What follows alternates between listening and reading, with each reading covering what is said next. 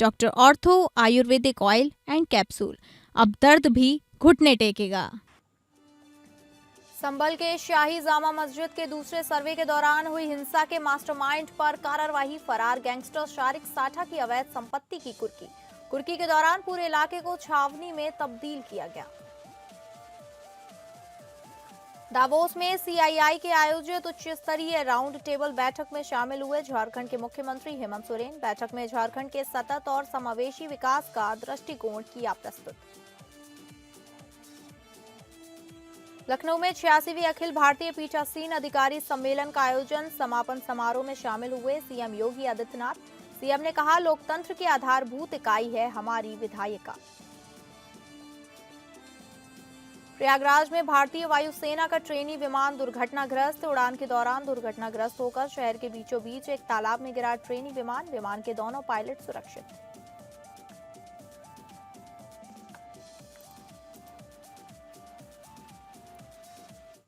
नमस्कार, आप सभी का स्वागत है और मैं हूं आपके साथ अंकिता सिंह। बुलेटिन की शुरुआत करेंगे जहां संभल की सदर तहसील क्षेत्र में स्थित शाही जामा मस्जिद के दूसरे सर्वे के दौरान हुई हिंसा के मास्टरमाइंड और फरार गैंगस्टर शारिक साठा के खिलाफ पुलिस ने बड़ी कार्रवाई शुरू कर दी है। कोर्ट के आदेश पर पुलिस ने शारिक साठा की अवैध संपत्ति की कुर्की की है। सुबह से ही 5 थानों नखासा, रायसत्ती, संभल, कोतवाली, हयातनगर और एएसटीयू की 100 से अधिक पुलिसकर्मियों की टीम शारिक साठा ने नखासा थाना क्षेत्र के मोहल्ला हिंदूपुरा खेड़ा पजाया में स्थित घर पहुंची। पुलिस प्रशासन ने कुर्की की प्रक्रिया के लिए पूरी तैयारी की थी और इलाके में डुगडुगी बजाकर सार्वजनिक सूचना कराई गई। पूरे इलाके को छावनी में तब्दील कर दिया गया। मौके पर एएसपी उत्तरी कुलदीप सिंह, असमोली सीओ कुलदीप कुमार, तहसीलदार संभल धीरेन्द्र कुमार सिंह, लेखपाल ज्ञानेश कुमार, राहुल कुमार धारीवाला समेत कई अधिकारी मौके पर मौजूद रहे। पुलिस के मुताबिक शारिक साठा भारत का सबसे बड़ा ऑटो लिफ्टर है, जिस पर 60 से ज्यादा मुकदमे दर्ज हैं। वह एक साल में 300 से अधिक लग्जरी गाड़ियां चोरी कराता था। फिलहाल वह दुबई में बैठकर अपराध का नेटवर्क चला रहा है। इस विषय में जानकारी देते हुए तहसीलदार संभल धीरेन्द्र प्रताप सिंह ने बताया कि फरार अभियुक्त के मकान को आइडेंटिफाई करके मकान की कुर्की की कार्यवाही की गई है। जनपद की फोर्स और राजस्व विभाग की टीम ने कुर्की की कार्यवाही की है।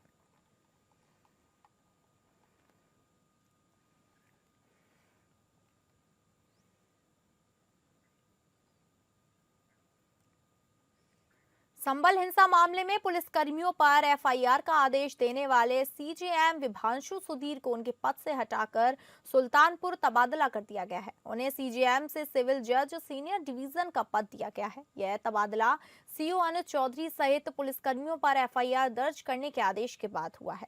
इसी क्रम में सीतापुर की सीजेएम राजेंद्र कुमार सिंह को इसी पद पर कन्नौज स्थानांतरित किया गया है। इस फेरबदल में इसी तरह के 8 अन्य न्यायिक अधिकारियों के कार्यक्षेत्र में परिवर्तन किया गया है।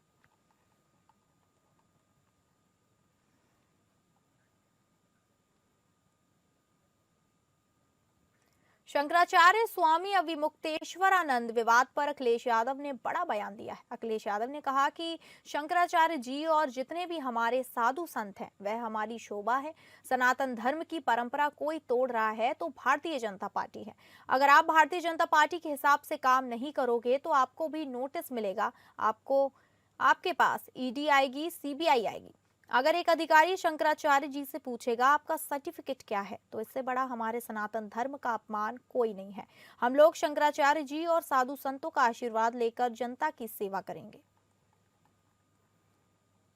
शंकराचार्य जी और जितने भी हमारे साधु संत हैं ये हमारी शोभा हैं और जब इतने बड़े आयोजन हों स्वाभाविक रूप से लोग उनसे मिलने आते हैं, आशीर्वाद लेने आते हैं, उनके अनुयायी उनसे बहुत सारी जानकारी हासिल करते हैं।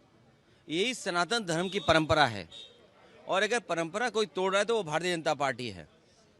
भारतीय जनता पार्टी को ऐसा व्यवहार अपने अधिकारियों के माध्यम से नहीं करना चाहिए था। भारतीय जनता पार्टी ने जानबूझ करके संतों को, साधु संतों को और तमाम लोगों को जानबूझ करके अपमानित किया है। जो संविधान, जो कानून, जो देश का हमारी पहचान है, जो भाईचारा है, जो हमारी संस्कृति है, जिसको सम्मान दिलाने का काम होना चाहिए, वो भारतीय जनता पार्टी नहीं कर रही। उप मुख्यमंत्री ब्रजेश पाठक ने समाजवादी पार्टी अध्यक्ष अखिलेश यादव के बयान पर कड़ा पलटवार किया है। ब्रजेश पाठक ने कहा कि अखिलेश यादव दिन में सपने देख रहे हैं और जनता सपा सरकार के समय की अराजकता नहीं भूली है। उन्होंने आरोप लगाया कि सपा शासन में बहन बेटियां दहशत में रहती थीं और कानून व्यवस्था पूरी तरह चरमराई हुई थी। डिप्टी सीएम ने कहा कि मौजूदा सरकार में कानून का राज है और अपराधियों पर सख्त कार्रवाई हो रही है। उन्होंने आगे कहा कि प्रधानमंत्री मोदी के नेतृत्व में भारत के विकास की चर्चा पूरी दुनिया में हो रही है, जिसकी गूंज वर्ल्ड इकोनॉमिक फोरम जैसे अंतर्राष्ट्रीय मंचों पर भी सुनाई देती है। ब्रजेश पाठक ने दावा किया कि प्रदेश की जनता विकास, सुरक्षा और सुशासन के साथ खड़ी है और सपा की राजनीति को नकार चुकी है।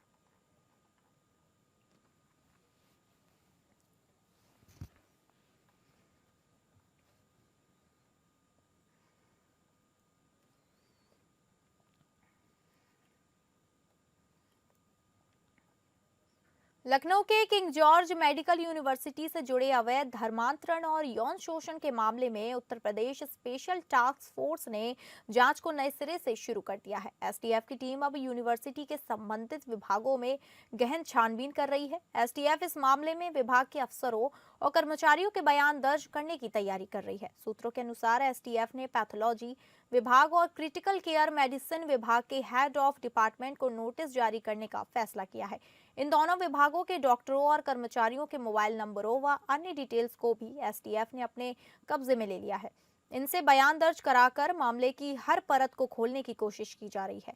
जांच एजेंसी मुख्य आरोपी डॉक्टर रमीज मलिक के आगरा कनेक्शन को भी बारीकी से खंगाल रही है। आगरा में डॉक्टर रमीज के पुराने सहयोगी और वहां से संचालित होने वाले व्हाट्सएप ग्रुप इस्लामिक मेडिकोस के बारे में जानकारी जुटाई जा रही है।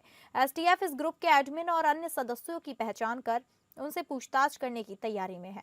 यह ग्रुप कथित तौर पर मेडिकल छात्रों के बीच धार्मिक गतिविधियों और संभावित नेटवर्क को बढ़ावा देने से जुड़ा माना जा रहा है।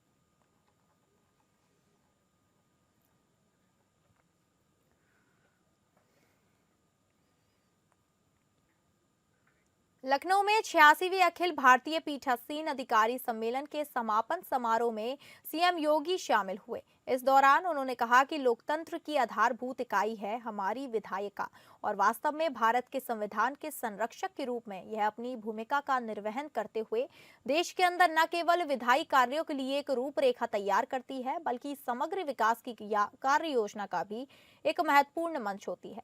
इस मंच का उपयोग कैसे होना है, कैसे करना है और उसके लक्ष्य क्या है? न्याय, समता और बंधुता, संविधान की ये 3 शब्द भारत के लोकतंत्र की आत्मा के रूप में काम करते हैं।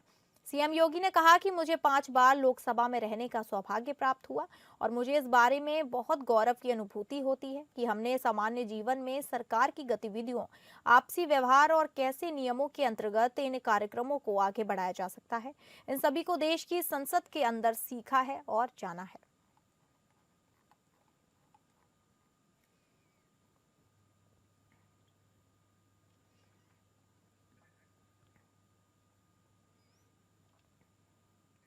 दावोस में चल रहे वर्ल्ड इकोनॉमिक फोरम के दौरान सीआईआई द्वारा आयोजित उच्च स्तरीय राउंड टेबल बैठक में झारखंड के मुख्यमंत्री हेमंत सोरेन ने मुख्य रूप से हिस्सा लेते हुए झारखंड के सतत और समावेशी विकास का दृष्टिकोण प्रस्तुत किया।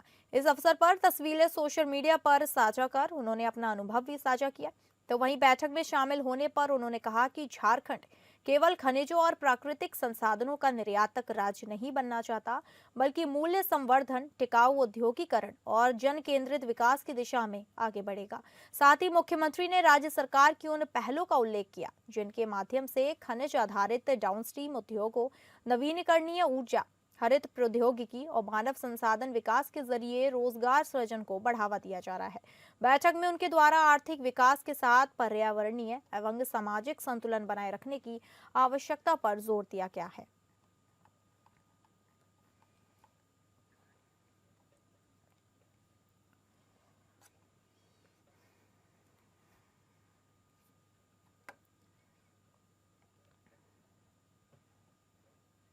दावोस में आयोजित विश्व आर्थिक मंच की वार्षिक बैठक के दौरान झारखंड सरकार की तरफ से मुख्यमंत्री हेमंत सोरेन की पत्नी और विधायक कल्पना सोरेन ने अपने महिला केंद्रित विकास दृष्टिकोण को प्रभावशाली ढंग से प्रस्तुत किया। दरअसल इस वैश्विक मंच पर झारखंड विधानसभा की सदस्य एवं महिला एवं बाल विकास समिति के अध्यक्ष के तौर पर कल्पना मुर्मू सोरेन ने हिस्सा लेते हुए BRICS chamber of commerce and industries के महिला आधारिकता वर्टिकल के सहयोग से आयोजित उच्च स्तरीय पैनल चर्चा में राज्य के विकास मॉडल की ताकत को रेखांकित करते हुए अपनी बात रखी। आपको बता दें कि इस अवसर पर अपने संबोधन में कल्पना मुर्मू सोरेन ने कहा कि झारखंड का विकास मॉडल उनकी आदिवासी और स्वदेशी परंपराओं से प्रेरित है। यहाँ जल, जंगल और जमीन के साथ संबंध केवल संसाधन उपयोग तक सीमित नहीं बल्कि संरक्षण और सामूहिक जिम्मेदारी का प्रतीक है।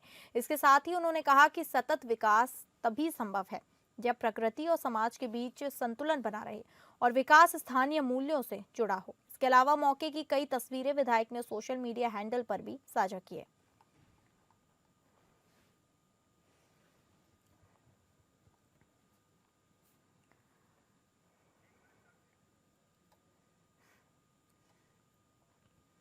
शिवसेना सांसद श्रीकांत शिंदे ने कहा कि भले ही भारतीय जनता पार्टी और शिवसेना ने चुनाव अलग अलग लड़े हों, लेकिन सत्ता महायुति की ही बनेगी। उन्होंने स्पष्ट किया कि कल्याण डोंबिवली महानगर पालिका में महायुति की सरकार गठित की जाएगी और भाजपा के सहयोग से विकास कार्यों को गति दी जाएगी।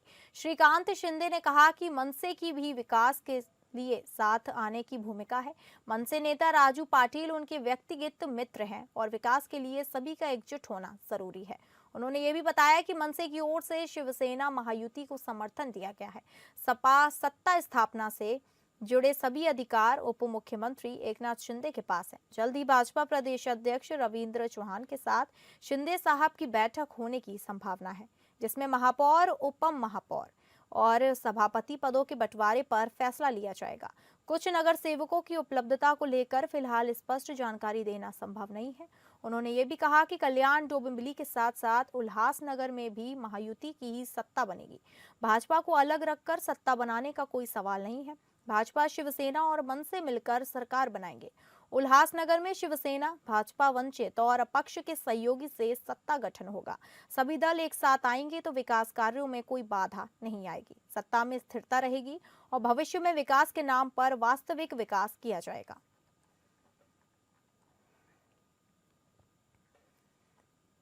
जहां उत्तर प्रदेश के प्रयागराज में बुधवार को समय हड़कंप मच गया जब भारतीय वायुसेना का एक ट्रेनी माइक्रो लाइट एयरक्राफ्ट उड़ान के दौरान दुर्घटनाग्रस्त होकर शहर के बीचों बीच एक तालाब में गिर गया। यह हादसा केपी कॉलेज के पीछे स्थित तालाब में हुआ, जहां अचानक तेज धमाके जैसी आवाज सुनाई दी और आसपास के इलाकों में अफरा तफरी मच गई। चश्मदीदों ने बताया कि विमान उड़ान भरते समय सामान्य स्थिति में था, लेकिन कुछ ही देर बाद उसका संतुलन बिगड़ गया और वह तेजी से नीचे आकर तालाब में गिर पड़ा। हादसे की आवाज सुनकर सैकड़ों स्थानीय लोग मौके पर पहुंच गए और तुरंत पुलिस व प्रशासन को सूचना दी गई। घटना के बाद पूरे इलाके को सुरक्षा घेरे में ले लिया गया। अभी कुछ देर पहले हमें सूचना मिली थी कि एक एयरफोर्स का माइक्रो लाइट 2 सीटर एयरक्राफ्ट जो सुबह संगम और फाफामऊ के लिए उड़ान भरा था, वापस लौटते समय उसमें इंजन फेलियर की वजह से 2 पायलट उसमें सवार थे, तो उन्होंने सेफ लैंडिंग यहाँ पर की है। केटी ग्राउंड है, उसके पीछे तालाबनुमा दलदल है, वहाँ पर हेलीकॉप्टर गिरा है। दोनों पायलट हैं पूरी तरह से सुरक्षित हैं, सेफ लैंडिंग उन्होंने की है। किसी भी व्यक्ति के यहाँ पर हताहत होने की कोई भी जानकारी नहीं है और मौके पर पुलिस फोर्स मौजूद है। सूचना मिलने पर तत्काल ही स्थानीय थाना पुलिस और फायर ब्रिगेड की टीम है मौके पर पहुंची थी और यहाँ के जो स्थानीय लोग धुआंधार हैं उन्होंने भी इस बचाव में बहुत महत्वपूर्ण भूमिका अदा की है और मौके पर पुलिस फोर्स मौजूद है। अग्रिम विधिक कार्रवाई की जा रही है। ऊपर से हम लोग जहाज देख भी रहे थे और नाचते हुए आ रहा था, तो बहुत तेज आवाज हुई और वो पीछे की ओर जाके गिरा वहां पे। और वहां पे जब गिरा तो स्थानीय 2 यहाँ से अपने भाई ही है, एक का नाम प्रियांशु है, एक का नाम अजीत है। दोनों अपने भाई जो है यहाँ से कूदे और वहां से भी 2 साथी अपने कूदे थे और मौके पे वहां पहुंच के वहां पे 2 यात्री उसमें सवार थे जिनको सकुशल उनकी जान बचाई गई और उनको उधर ही तरफ से निकाला गया। मौका वारदात पे मैंने एसीपी राजू भाई को भी फोन किया, राजू भाई भी आए और जसटाउन थाना प्रभारी योगेश भाई भी आए। फिलहाल खुशी की बात यह है कि कोई जान माल की हानि नहीं हुई है, बहुत बड़ा हादसा बच गया और चूंकि अब आप ये देख सकते हैं ये दलदल है, ये कायस पाठशाला के अंतर्गत की जमीन है, तो पानी में चूंकि चॉपर गिरा तो ब्लास्ट होने की संभावना बिल्कुल ना के बराबर हो गई। फिलहाल तो हम लोग यहाँ पे ये देख रहे हैं कि एक हेलीकॉप्टर है जो आर्मी का है, वो ऊपर हमारे राउंड कर रहा है और मैं अपने कॉलेज में बैठी कुछ काम कर रही थी तो हमें अचानक से एक शू की आवाज आई। तो यहाँ पे ये भी थे भारती भैया, वेगे भारती और ये वाले भी भैया थे अभिनव श्रीवास्तव। हम दोनों ने बात करी कि अचानक से कुछ आवाज आई तो पता चला कि कुछ ही देर में बस पता चला कि कोई चॉपर है वो पानी में गिर गया। बट शुक्र है कि हाँ यहाँ पे कोई बहुत बड़ा हादसा होने से बच गया है। उन दोनों भी जो भी उसमें व्यक्ति थे उनको बहुत ही सावधानी पूर्वक और बहुत ही अच्छे से उन्हें निकाल लिया गया है। यहाँ पे आय से अधिक संपत्ति मामले की जांच कर रही भ्रष्टाचार निरोधक ब्यूरो यानी एसीबी की टीम ने निलंबित आईएएस अधिकारी विनय कुमार चौबे की रिश्तेदार प्रियंका त्रिवेदी के प्री होम होम्योपैथिक क्लिनिक पर घंटों छापेमारी की। जानकारी के अनुसार रांची के अशोक नगर में स्थित इस क्लिनिक में छापेमारी के दौरान एसीबी ने कई महत्वपूर्ण दस्तावेज और वित्तीय रिकॉर्ड भी जब्त किए हैं। दरअसल इस क्लिनिक के संचालक के तौर पर आधिकारिक रिकॉर्ड में विनय चौबे के साले क्षितिज त्रिवेदी का नाम दर्ज बताया जा रहा है, लेकिन एसीबी के मुताबिक इसका वास्तविक संचालन प्रियंका त्रिवेदी की करती है। वहीं इससे पहले एसीबी ने प्रियंका त्रिवेदी से पूरे मामले में पूछताछ भी कर चुकी है और इसी दौरान इस क्लिनिक से जुड़े लेन देन और निवेश की जानकारी सामने आई थी। इसके अलावा एसीबी को यह शक है कि क्लिनिक से जब्त दस्तावेजों की जांच में शेल कंपनियों और बेनामी निवेश से जुड़े अहम सबूत सामने आ सकते हैं। साथ ही एजेंसी को यह भी शक है कि भ्रष्टाचार से अर्जित काले धन को क्लिनिक और इससे जुड़ी संस्थाओं के माध्यम से निवेश कर सफेद किया गया। आपको बता दें कि आय से अधिक संपत्ति मामले में विनय चौबे, उनकी पत्नी स्वप्रा संचिता ससुर एसएन त्रिवेदी, साला शिपित त्रिवेदी, सरहज प्रियंका त्रिवेदी, सहयोगी विनय सिंह और उनकी पत्नी सुनंदा सिंह को भी आरोपी बनाया गया।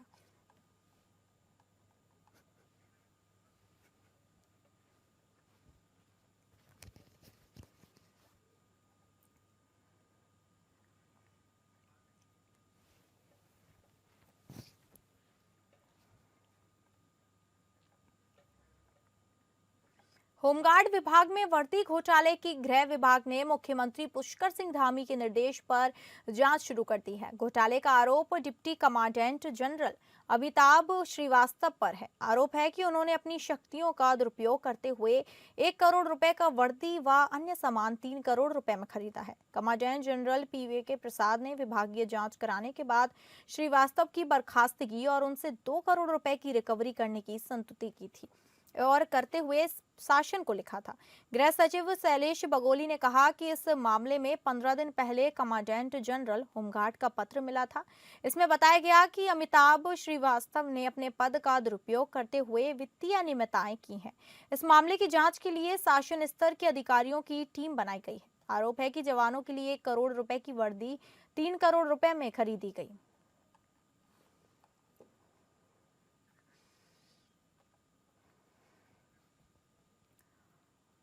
झारखंड के राज्यपाल संतोष कुमार गंगवार ने राज्य में कोचिंग संस्थानों की मनमानी पर रोक लगाने तथा उन्हें विनियमित करने संबंधित झारखंड कोचिंग सेंटर विधेयक 2025 पर मंगलवार को अपनी स्वीकृति प्रदान कर दी। विधि विभाग द्वारा इसे गजट में अधिसूचित किए जाने के बाद यह कानून का रूप ले लेगा तथा इसके प्राविधान लागू हो जाएंगे। इस कानून के तहत राज्य में बिना निबंधन कोई कोचिंग सेंटर संचालित नहीं होगा। साथ ही उन्हें इस कानून का सख्ती से अनुपालन करना होगा। कानून का उल्लंघन करने वाले कोचिंग सेंटरों के विरुद्ध पहली बार 5 लाख रुपए तथा दूसरी बार 10 लाख रुपए तक का जुर्माना लग सकता है। बार बार निर्देश के बाद भी प्राविधानों के अनुपालन नहीं करने पर उनका पंजीकरण रद्द करने तथा उन्हें काली सूची में भी डाला जा सकेगा।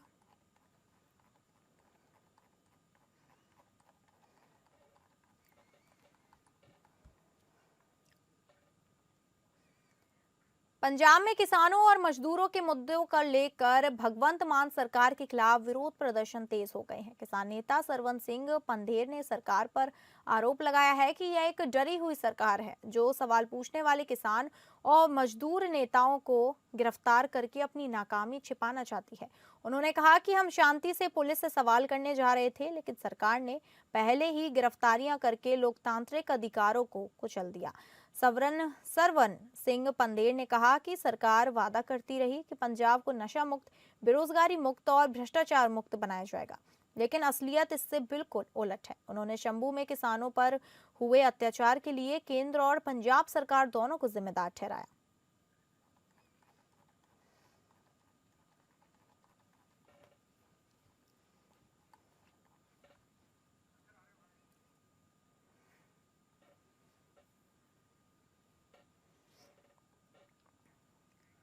अमेरिकी राष्ट्रपति डोनाल्ड ट्रंप ने ग्रीनलैंड पर नियंत्रण करने की अपनी धमकियों को दोहराते हुए सोशल मीडिया पर कहा है कि पीछे हटने का कोई सवाल नहीं है और ग्रीनलैंड अनिवार्य है।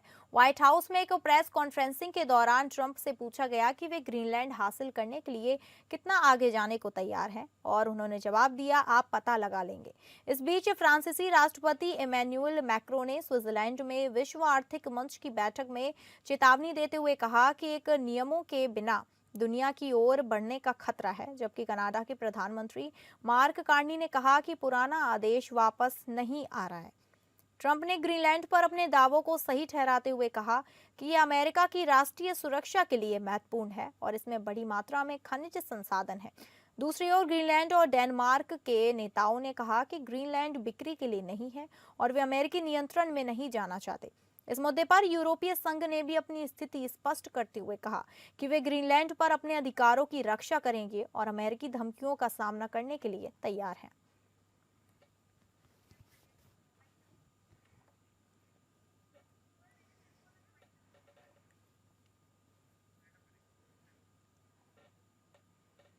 तो फिलहाल इस बुलेटिन में इतना ही। नमस्कार।